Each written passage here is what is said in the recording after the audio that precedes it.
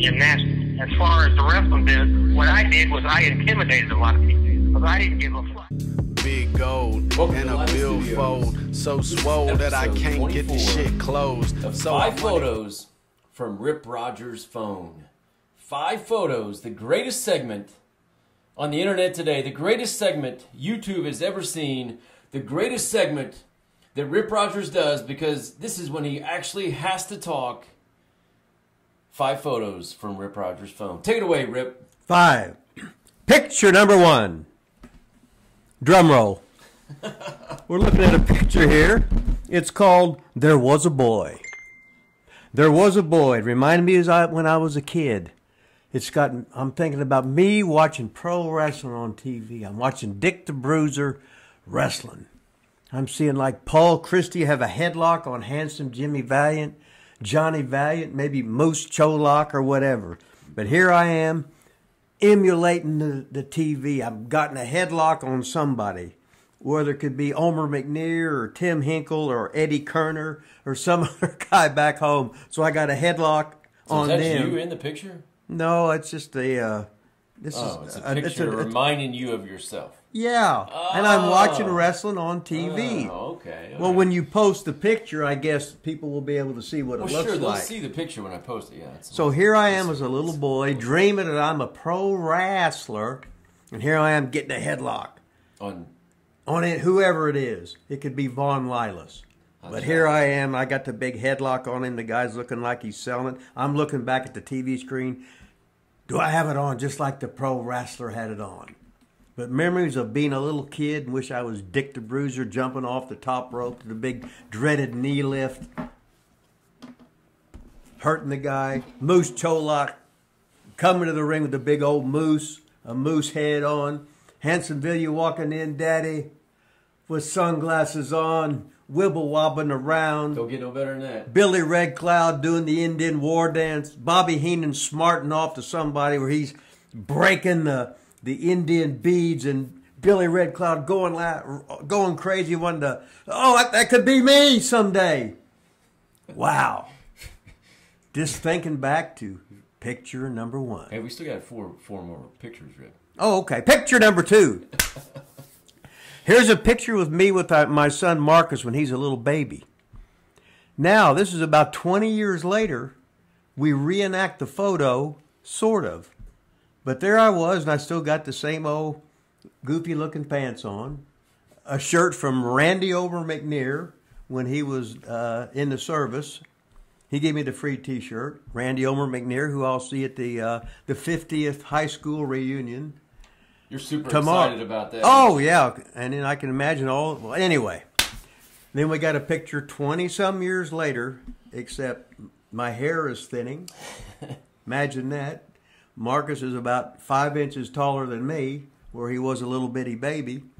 So we got 20-some years with sort of like the same pose and mom's same couch there. It's like a theme in these first 2 pictures, like going back to like memories and childhood. And yeah, it's different this time. Yeah, hey, I'm all sentimental because it's, yes. Man. Then all of a sudden we go up to picture number 3. Oh, man. And there's Randy Savage. Randy Savage, gas to the gills, baby. Huge. He was guaranteed personified. He's jacked. Wow. Training like a bastard. That's like when I saw him on that Spider-Man movie, I said, Jesus Christ, he's looked like he's ready to explode with muscle. Yeah. Randy always trained like a bastard. He was Mr. Intensity. Led me like a little fucking kid to the goddamn promised land. Taught me all this stuff. Here he is, jacked to the gills, and he'd fight you for no reason for anything. But that's why there was only one macho man, Randy Savage. And that was picture number 3. Number 3. Du trois, uno, dos, tres, or picture number 3. Now, coming up to picture number 4. Look at that, man. We got a picture of the the Minnesota Stretching Crew. The graduates of Minnesota. We got Brock Lesnar and Shelton Benjamin. Now, when Brock was in... Now, Shelton was a collegiate wrestler, and then Brock took his place. And then when he graduated, Shelton was actually the graduate assistant Oh, really? At Minnesota. Huh. So Brock was wrestling Shelton, and Shelton was fine-tuning Brock to be NCAA champion. So both guys, I think Coach Briscoe was a big guy to getting these guys signed to WWE. Brock makes more than anybody there is in pro wrestling. And I guess if he wasn't worth it, they wouldn't give it to him. You think Shelton's still under contract? He re-signed, remember that? And then I don't... He signed a lot, I know, but he was just so fucking good.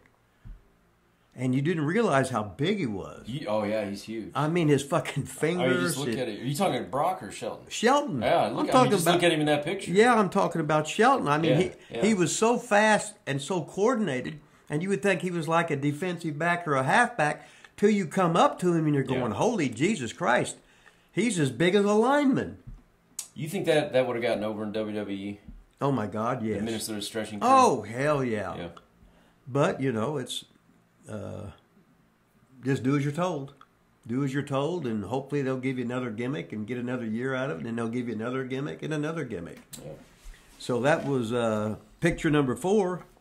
And in picture number 5 is...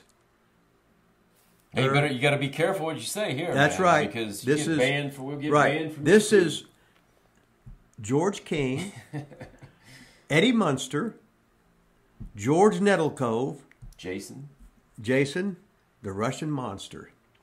The guy on this picture, he's 49 years old. Looks better than everybody. 48. He looks just a tad bit better than me. Yes. But anyway, got arrested, or he got arrested. Awesome. Breaking news here at Live Studios. He did get arrested, but George they got thought arrested. He did the Russian gimmick so good. He's got the most evil look. He had about 26 tours of Japan and lived there and was in Inoki's first MMA show. He was a tough guy. He was an athlete and was really good. But it's all who you know in this business of getting a job. So he never got signed by WWE. But he got... Is that right? They thought he was a real fucking hijacker when he was on the plane. Okay. He was just doing his fucking gimmick. That's how fucking good he was. So that we got picture number 1, number 2, number 3, number 4, and the Russian monster.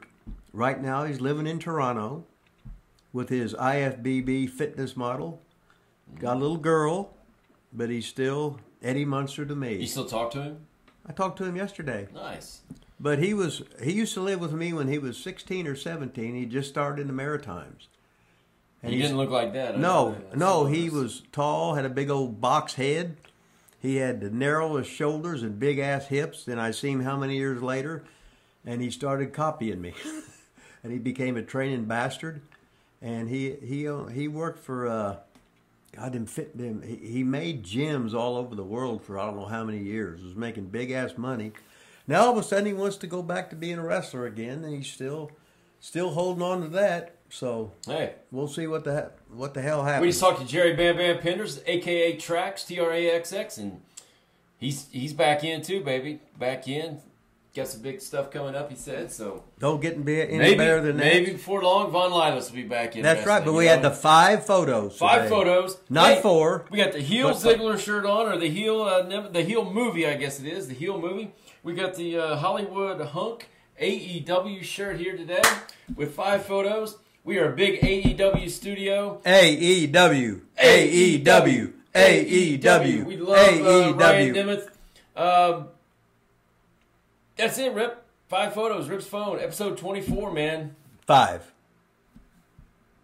Yeah, big gold and a billfold, so swole that I can't get the shit closed. So I money fold and rubber band wrap, and when it pop, bitches sound like a hand clap.